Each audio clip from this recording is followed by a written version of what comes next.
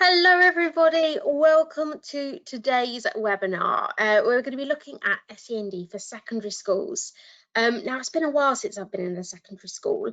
I actually started off my teaching career in an all-boys secondary school as a TA, and then kind of worked up into an SEN TA, and then eventually did my teacher training to become a primary teacher. So it's been a while, but I do hope that the things I'm going to show you today are going to benefit you.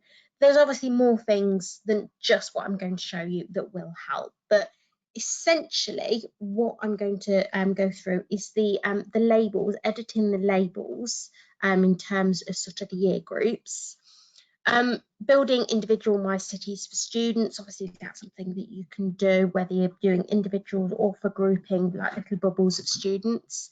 And then the supporting tools, the things that are going to sort of promote that independent learning from the children. I think at that age that they don't want to sort of follow a particular program, do they? They want that sort of independence in their learning. So in particular, the think it's in the learn screens, I think are going to be really beneficial. And then just some other bits and pieces as we go along. I do tend to kind of think of things and go, oh, let me just show you that. So just before we get started, I do need to say that the account I'm going to be using is a made-up school, so don't worry about any names that you might see. They are completely fake, so no GDPR being broken here. It is also an English account, but if you're watching today from Scotland, Northern Ireland, Wales, or anywhere else outside of England, I will point out if there's any differences as I'm going along. And finally, if at any point you've got any questions for me, hold on to them. At the very end, I can give you my email address and you can send them over, and hopefully I'll respond to you this afternoon. All right then, so let's head over to Education City and get started with the editing labels. So just log in there. There we are. Now I am using the new homepage for this session. If you're on the old homepage, don't worry, a lot of things will be exactly the same. But if you do want to sort of look at this page and sort of follow along at any point, you can click on the ribbon just there, and it will bring you to this page. Now, I have been told to go very quickly. I'm sorry. I've got so much that I want to show you in the time frame that I have. But you will be happy to know that all of our webinars are recorded and you can watch them both on our YouTube page and also on the video user guide on that right hand side of the screen. And you can click into that and you'll see that very first one there is our webinars. So you can have a look at those in your own time. Okay, so getting started, the first thing is the labels.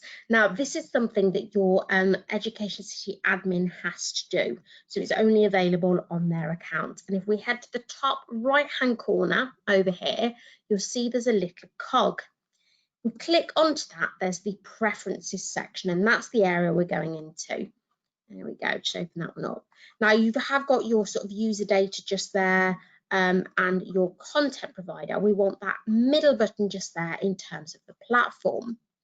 And it starts off by sort of how the children log in. Obviously, we want the children to log in so their scores will be saved. So you've got those options there. And the ones I want to show you is at the bottom. Now, you can edit the subject labels, but it's this one here that I want to show you. Obviously, if children are working at a significantly lower level to their peers, the stigma of working at year 5 level if they're in year 7 is obviously going to be something that they worry about. What you can do is you can actually change these labels here. So we can click in just there and we can maybe change this one to red, and we can maybe put this as red 1 and red 2 as an example. And we can go through and we can actually change these to whatever we want, changing the colours if we go through if you want to as well. So let's put blue 1, blue 2, and again we can change those colours as we go through. But you can edit these in whatever way you wish to.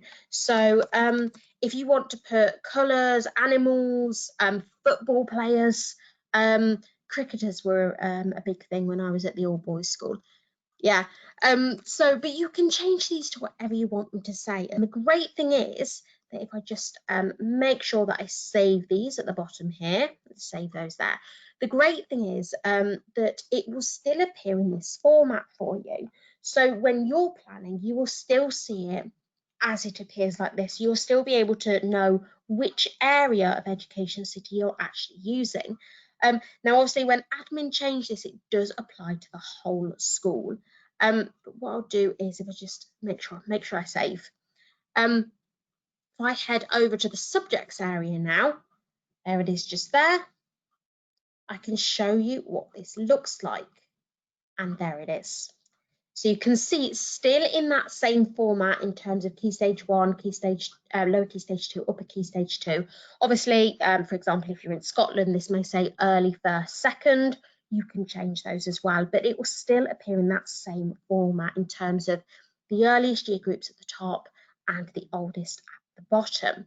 So this is still relevant in terms of your planning. Now, going into our planning, if I head over to the My City area just here, what you can do is you can plan for individual students, whether it be in classwork or your homework. There we go. You can plan for those students or those bubble of students if you're grouping students together. So new homework, I'm going to call this Brandon. Oh, let's click in there. There we go, Brandon. Obviously, I've done a maths one already, so let's do an English one for Brandon. There we go. And we can create that folder and start putting things in. Now, you can change the icon. So if there's a specific icon that is relevant to that student, in this scenario, I'm afraid it's going to have to be Coventry City for this child. I would go for Leicester City, but you know, everybody to their own. There we go. But you can obviously change those relevant to those children. So it does have that bit of personalisation for them. And we can add just there, and we can search for particular things such as maybe grammar and punctuation. And you'll see just here as well, if I go through there, the levels remain the same here. So you can see you've got your Key Stage 1, Lower Key Stage 2, Upper Key Stage 2, and so on and so forth. So you can literally go through those areas and find the tools that you're looking for. Now, first thing I would say is the Learn Screens are fantastic for that independent learning, just because they talk students through it in their own time, at their own pace. They can pause, they can rewind, they can fast forward, they can select the slide that they want to look at in that sort of specific circumstance. So Learn Screens really, really brilliant for secondary SEND in terms of independent learning. And you can see they're all linked to at least one objective linked to the curriculum that is relevant to the school that you're at. So in this scenario in England, obviously this is linked to the national curriculum objectives. And we can add those into the folder if we need to. Now, the other thing would be the Think It's. Here we are just here. These are brilliant in terms of that independent learning, just because you've got sort of that instruction. Can you write a silly sentence? You know, it's something that they can do, a couple of words that they could use with those silent letters, and it gives them that kind of open-ended questioning, if you like. The maths ones are really good for that area in terms of the open-ended questioning. But have a look at those. There are some really, really useful Think Kits. And don't forget about our activities. All of our activities are marked for you, meaning that obviously all those marks go into our success tracker over here on the left-hand side of the screen. You'll find that there.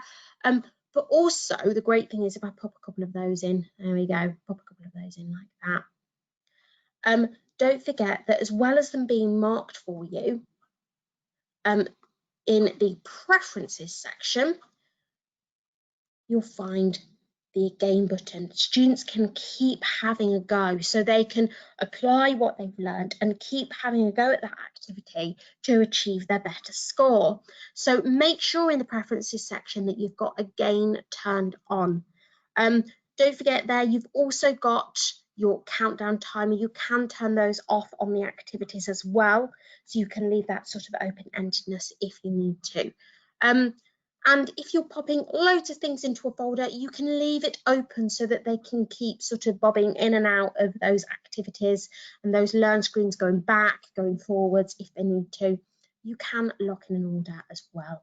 I do like to keep them open so that the children can sort of go in and out as necessary. But do make sure that you publish to those students once you've allocated them. So then you can start tracking what they've been doing. And if I head back to the home page, really useful tool, brand new, you can start tracking them in their overview just here. So you can find particular tool. Let's go to Brandon's Maths Homeworks, and you can see once it's been published the scores that they've got and any that have been attempted just there. So it's a really useful tool just to keep tracking where your students are at. Now, the last thing I do want to share with you is our freebies. Everybody loves a freebie. We do have our quick links just here, but we have our free printable resources just there. There we go, lots of resources in there, and you'll find tools for different subject areas as well as different times of the year. So we do have a number of tools for, say, Diwali, World Book Day, Chinese New Year, things like that, Remembrance Sunday, some really lovely tools on those. But there are also tools for the classroom. So you've got our next step stickers just there. So you can sort of use them quite easily for the students, things that you can use for the classroom in terms of learning as well. And don't forget our teacher resource pack. Everybody loves this. It's created by teachers for teachers, full of those things that you probably spend a lot of your PPA time making. Loads of tools in there that you can use for display purposes, as well as things, particularly this one just here. You could like laminate it, get the children to write on it if they're doing comparison grids, but loads of tools in there that you can use for that purpose, even down to that one's a favourite of mine, printing one of those out, Tippexing out the boxes and letting them do a family tree in terms of their PSHE or their SMSCH, whichever is taught within the school. So you can see loads of tools, absolutely loads of tools that you could use with your students if needed. Let's have done that, just roll down there. So do explore those as you need to. And that's pretty much everything from me today.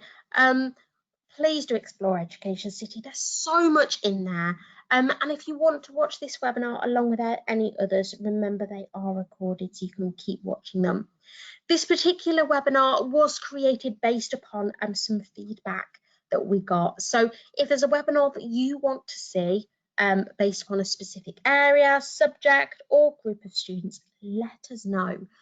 You can send your suggestions to my email address just there, along with any feedback that you might have about this webinar or any other webinars you might have watched, along with any questions or queries that you might have as well. I really do look forward to hearing from you, and I hope that you have found part of this webinar, if not all of it, beneficial. Thank you for watching. Take care, and I look forward to seeing you soon. Bye-bye.